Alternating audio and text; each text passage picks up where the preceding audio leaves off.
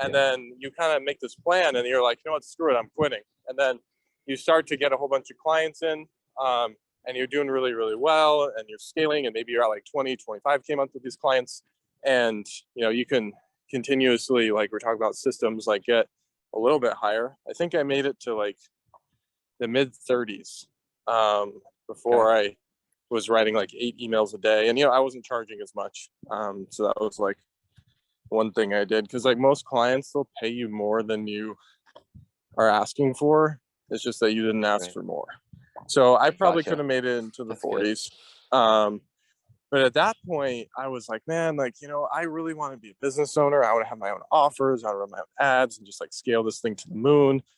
And I was like, I don't know though, because like if I cut these clients, some of them are paying like, I had one that was paying $6,000 a month for 2 emails a day. Yeah. And I was like, oh, like I can't give up $6,000 a month.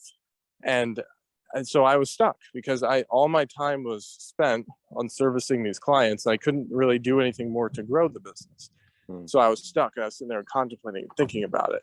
But then finally my brain was like, dude, like you're basically telling yourself that to like fire this $6,000 a month client, that you have no confidence that you could spend your like, you know, hour and a half per day doing something that's going to make more than $6,000 a month. So that's like $6,000 a month works out to like what, $200 a day.